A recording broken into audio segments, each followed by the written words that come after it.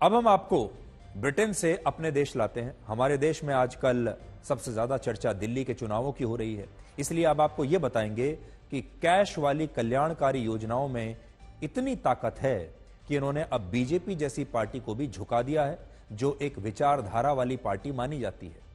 सूत्रों से हमें यह पता चला है कि बीजेपी दिल्ली के विधानसभा चुनाव में मुफ्त बिजली और मुफ्त पानी से जुड़ी उन सारी योजनाओं को लाने का वादा कर सकती है जो अभी आम आदमी पार्टी की सरकार दिल्ली के लोगों को दे रही है।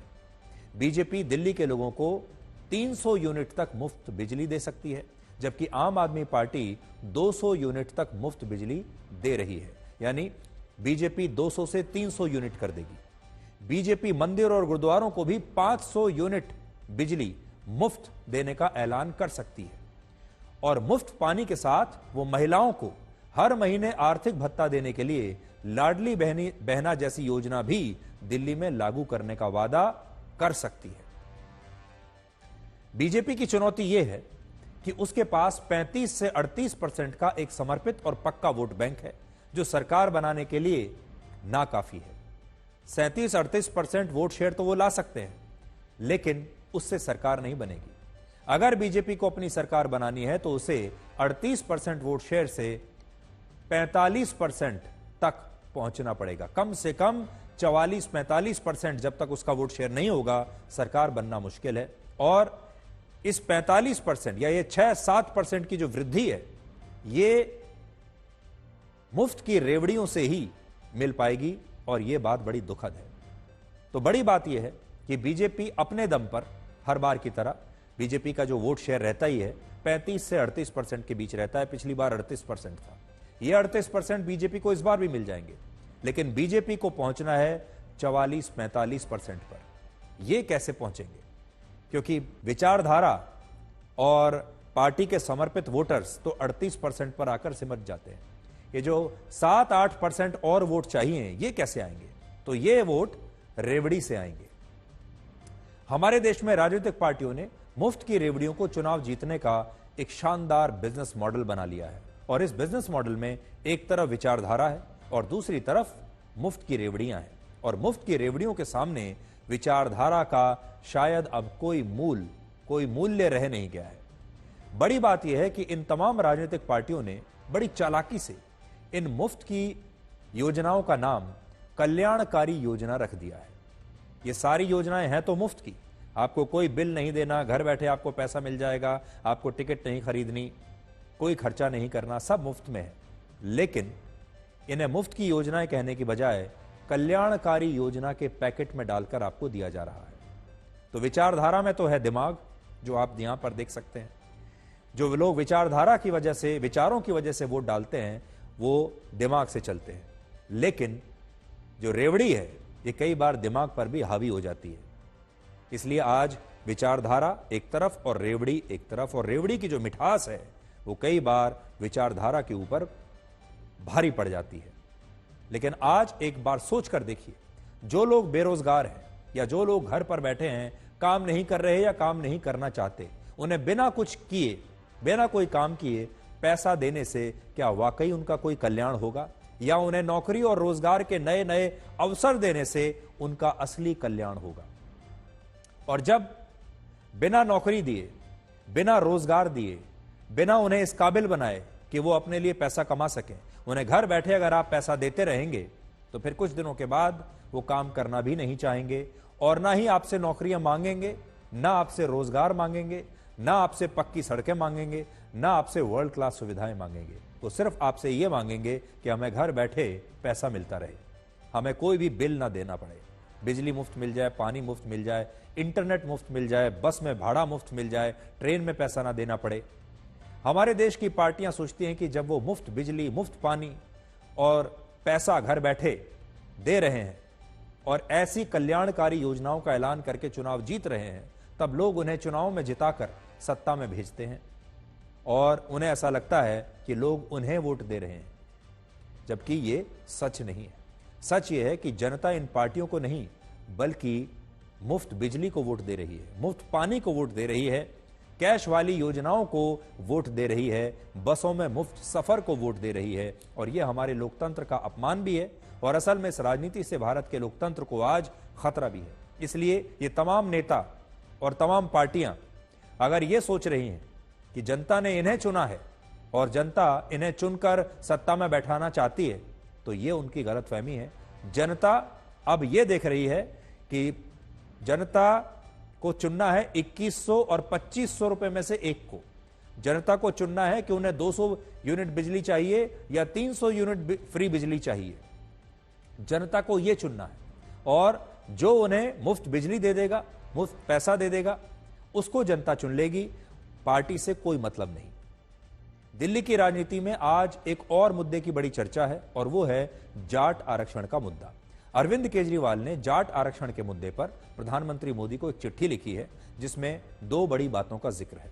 पहला, बीजेपी ने जाट समुदाय को धोखा दिया है और उन्हें केंद्रीय स्तर पर आरक्षण के लाभ से वंचित रखा, और दूसरा, जाट समुदाय को ओबीसी वर्ग की केंद्रीय सूची में शामिल करना चाहिए और उन्हें केंद्रीय नौकरियों में और केंद्रीय स्तर पर आरक्षण देना चाहिए। अब बड़ा सवाल यह है कि जाट तो पंजाब में भी रहते हैं, हरियाणा में भी रहते हैं, लेकिन केजरीवाल ने इन राज्यों के जाटों को आरक्षण देने के लिए इससे पहले कभी यह मुद्दा क्यों नहीं उठाया?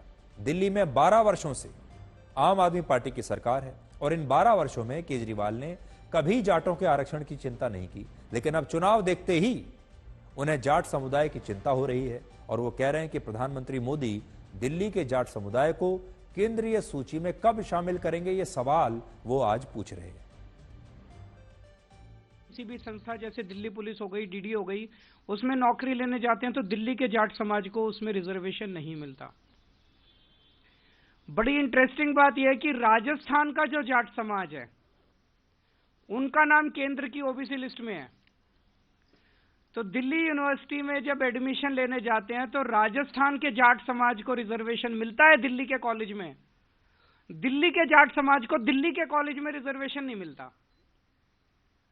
ये तो हमारे पूरे दिल्ली के जाट समाज के भाइयों के साथ, बहनों के साथ बहुत बड़ा अन्याय है। अब आप ये समझिए कि केजरीवाल ने अचानक से जाटों के आरक्षण का मुद्दा क्यों उठा दिया।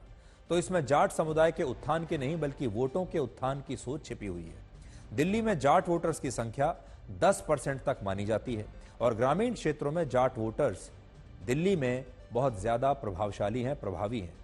दिल्ली में 364 गांव हैं, जिनमें से 225 गांव ऐसे हैं जो जाट बाहुल हैं, और इन गांवों में 20% से ज्यादा जाट वोट है।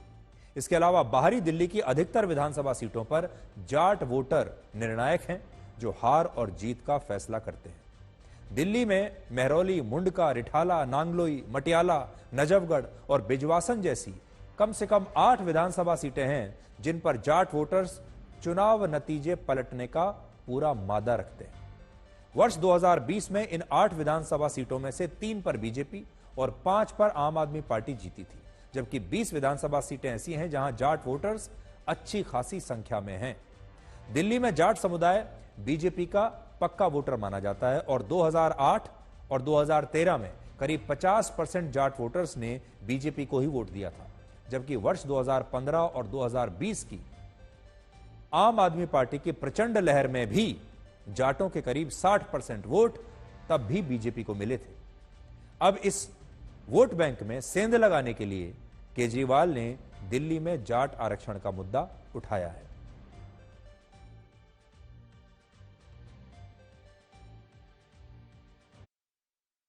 एक व्यक्ति जो कहता था कि मैं तो धर्मनिरपेक्ष हूं, हमको सारे समाजों को लेकर चलना चाहिए, आज उसको जाटों की याद आ रही है।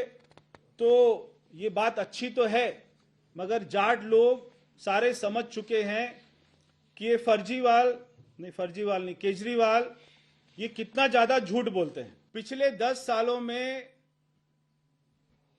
दिल्ली के पूर्व मुख्यमंत्री केजरीवाल को कई बार ऐसा मौका तो मिला जब उन्होंने विधानसभा का स्पेशल सत्र बुलाया, मगर 10 साल में एक भी बार उन्होंने विधानसभा में सेंटर के पास में जाट ओबीसी लिस्ट में जाटों को डाला जाए, इसका प्रस्ताव एक बार भी पास नहीं किया और आज वो ये सारी पॉलिटिक्स कर रहे हैं। ये बहुत ही शर्म की बात है। इससे ज्यादा शर्म की बात कोई हो नहीं सकती है। यहां पर एक दिलचस्प बात यह है कि प्रवेश वर्मा जो इस समय अरविंद केजरीवाल के खिलाफ चुनाव लड़ रहे हैं उनकी सीट से, वो खुद जाट समुदाय से आते हैं और प्रवेश वर्मा के जो पिता हैं साहिब सिंह वर्मा जो दिल्ली के पूर्व मुख्यमंत्री थे, वो भी जाट समुदाय से आते हैं। और केजरीवाल को ऐसा लगा कि प्रवेश वर्मा की वजह से जो जाट वोट बीजेपी को मिलने वाले हैं उन्हें काटने का एक ही तरीका है कि जाटों की ये जो पुरानी मांग है, जो उनकी दुखती रग है कि उन्हें भी नौकरियों में आरक्षण मिले, उन्होंने ठीक ऐसे समय में इस दुखती रग पर अपना हाथ रख दिया है। केंद्रीय संस्थानों और केंद्र सरकार की नौकरियों में जाटों को आरक्षण का मुद्दा ये पहली बार नहीं उठा है। 2014 के लोकसभा चुनाव से 2 महीने पहले यूपीए सरकार ने जाट आरक्षण पर एक अधिसूचना जारी की थी और इस फैसले में दिल्ली, उत्तराखंड, उत्तर प्रदेश, गुजरात, बिहार, हिमाचल प्रदेश, मध्य प्रदेश, हरियाणा और राजस्थान के जाटों को आरक्षण की केंद्रीय सूची में शामिल कर लिया था। लेकिन वर्ष 2015 में सुप्रीम कोर्ट ने इस अधिसूचना को रद्द कर दिया। सुप्रीम कोर्ट ने कहा कि जाति एक महत्वपूर्ण कारक है, लेकिन आरक्षण के लिए यही एक आधार नहीं हो सकता। राष्ट्रीय पिछड़ा वर्ग आयोग ने कहा कि जाट समुदाय केंद्र की ओबीसी लिस्ट में शामिल होने के हकदार नहीं है क्योंकि वो सामाजिक या आर्थिक रूप से पिछड़े हुए नहीं है। सुप्रीम कोर्ट ने यह भी कहा कि यूपीए सरकार ने पिछड़ा वर्ग आयोग के इस निष्कर्ष पर ध्यान नहीं दिया था। इसके साथ ही केंद्रीय नौकरियों और केंद्रीय शैक्षिक संस्थानों में जाटों का आरक्षण रद्द हो गया। जाट आरक्षण को लेकर वर्ष 2016 में हरियाणा में एक बहुत बड़ा आंदोलन हो चुका है, जिसमें बहुत ज्यादा हिंसा भी हुई थी, तोड़फोड़ हुई थी। हालांकि कई राज्यों में जाट समुदाय को ओबीसी कोटे में शामिल किया गया है, जिसके तहत उन्हें राज्य के शैक्षिक संस्थानों और राज्य की नौकरियों में आरक्षण मिलता है। इनमें दिल्ली, हिमाचल प्रदेश, राजस्थान, मध्य प्रदेश, उत्तर प्रदेश, उत्तराखंड और छत्तीसगढ़ शामिल है। हालांकि पंजाब और हरियाणा में जाटों को कोई आरक्षण नहीं मिलता और इसके अलावा राजस्थान के भरतपुर और धौलपुर जिलों के जाटों को भी कोई आरक्षण नहीं मिलता क्योंकि यहां जाटों का शासन था, इसलिए उन्हें पिछड़ा नहीं माना गया।